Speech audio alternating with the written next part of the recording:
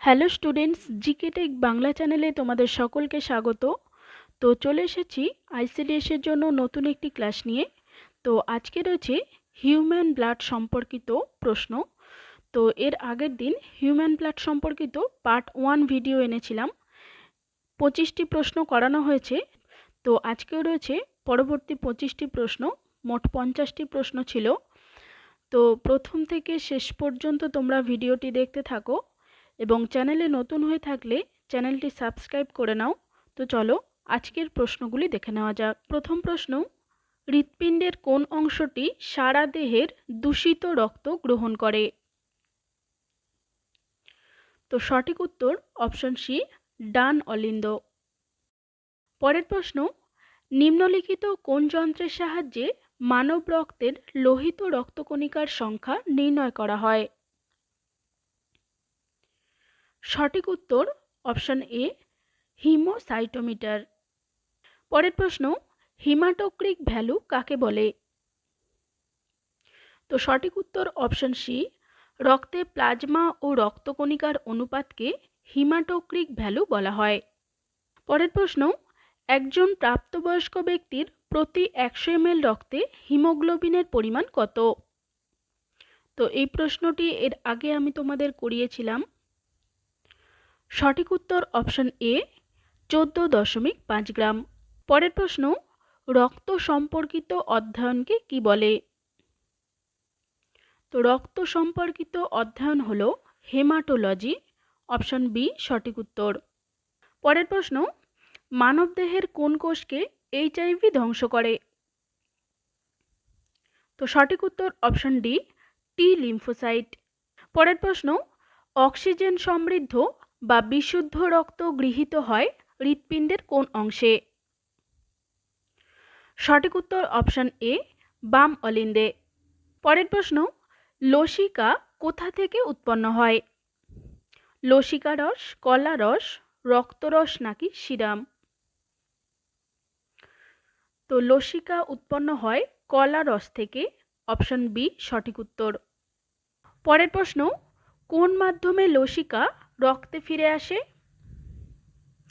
জালক, শিরা, ধমনী নাকি লসিকা বাহের মাধ্যমে? সঠিক উত্তর অপশন বি, শিরার মাধ্যমে। পরের প্রশ্ন, কোন ধাতু রক্ত তঞ্চনে সহায়তা করে? ক্যালসিয়াম, ফসফরাস, লৌহ নাকি পটাশিয়াম? তো ক্যালসিয়াম ধাতুটি রক্ত তঞ্চনে সহায়তা করে। অপশন এ সঠিক উত্তর।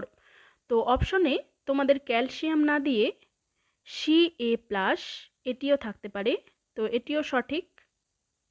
পরের প্রশ্ন, নিম্নলিখিত কোন অংশ দিয়ে অক্সিজেন সমৃদ্ধ রক্ত প্রবাহিত হয়? সঠিক উত্তর অপশন এ, ফুসফুসীয় শিরা। এর মাধ্যমে অক্সিজেন সমৃদ্ধ রক্ত প্রবাহিত হয়। মনে রাখবে, মানবদেহের প্রতিটি শিরার মধ্য দিয়েই কার্বন ডাইঅক্সাইড যুক্ত রক্ত বা দূষিত রক্ত প্রবাহিত হয়, কিন্তু ব্যতিক্রম হলো এই ফুসফুসীয় শিরা। এই ফুসফুসীয় শিরার মধ্য দিয়েই একমাত্র অক্সিজেন সমৃদ্ধ রক্ত প্রবাহিত হয়। পরের প্রশ্ন, রক্তপূর্ণ দেহ গহ্বরকে কি বলে? হিমোসিল, হিমোফিল, হিমোনীল নাকি গ্লোবিউলিন? রক্তপূর্ণ দেহ গহ্বর হিমোসিল নামে পরিচিত। অপশন এ সঠিক উত্তর। পরের প্রশ্ন, মানবদেহের রক্তে রক্তকণিকা থাকে কত শতাংশ? সঠিক উত্তর অপশন এ, 45% রক্তকণিকা থাকে। পরের প্রশ্ন, রক্তরসের মধ্যে জল থাকে কত শতাংশ? রক্তরসের মধ্যে জল থাকে 90%। অপশন ডি সঠিক উত্তর। পরের প্রশ্ন, অ্যালার্জি প্রতিরোধে সাহায্যকারী শ্বেত রক্তকণিকার নাম কি? ভেরি ভেরি ইম্পর্টেন্ট প্রশ্ন এটি। অ্যালার্জি প্রতিরোধ করে ইউসিনোফিল। অপশন এ সঠিক উত্তর। পরের প্রশ্ন, নিউক্লিয়াসবিহীন যে রক্তকণিকা রক্ততঞ্চনে অংশ নেয় তা হল অনুচক্রিকা, শ্বেত রক্তকণিকা, লোহিত রক্তকণিকা নাকি কোনোটি নয়? তো সঠিক উত্তর অপশন এ, অনুচক্রিকা। পরের প্রশ্ন, হিমোগ্লোবিনের কাজ কি? তো হিমোগ্লোবিনের কাজ হলো শ্বাস বায়ু পরিবহন করা। অপশন এ সঠিক উত্তর। পরের প্রশ্ন দেখে নাও, রক্তের দুটি অজৈব উপাদানের নাম কি? রক্তের দুটি অজৈব উপাদান হলো সোডিয়াম এবং পটাশিয়াম। অপশন ডি সঠিক উত্তর। পরের প্রশ্ন, রক্তকণিকার প্রধান উৎসস্থল কোনটি?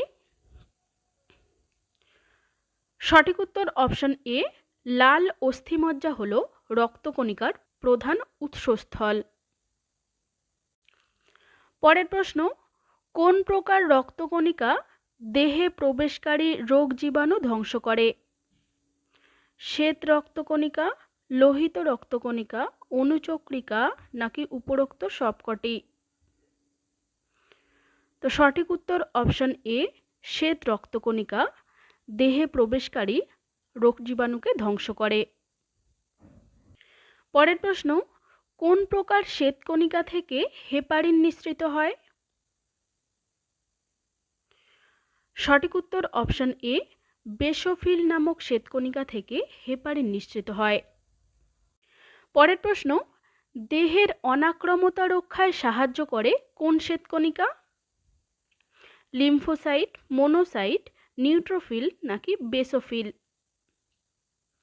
তো দেহের অনাক্রমতা রক্ষা করে লিম্ফোসাইট শ্বেতকণিকাটি। অপশন এ সঠিক উত্তর।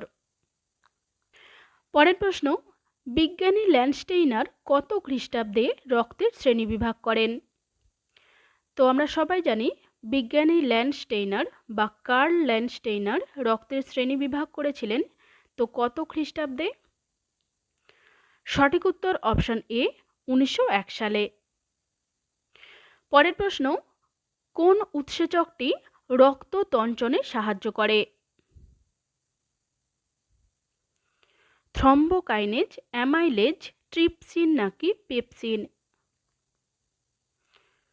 সঠিক উত্তর অপশন এ, থ্রম্বোকাইনেজ এই উৎসেচকটি রক্ততঞ্চনে সাহায্য করে। পরের প্রশ্ন, রক্ততঞ্চনের পর তঞ্চিত রক্ত থেকে যে জলীয় রস নিঃসৃত হয় তাকে কি বলে? তো তাকে সিরাম বলা হয়। অপশন সি সঠিক উত্তর। তো 25টি প্রশ্ন ছিল, 25টি প্রশ্ন শেষ হলো। এই 25টি প্রশ্নের সাথে সাথে আমাদের ব্লাড সম্পর্কিত বা হিউম্যান ব্লাড সম্পর্কিত 50টি প্রশ্নও শেষ হলো। তো আশা করি তোমরা প্রত্যেকটি প্রশ্ন খুব ভালো করে দেখে নিয়েছো।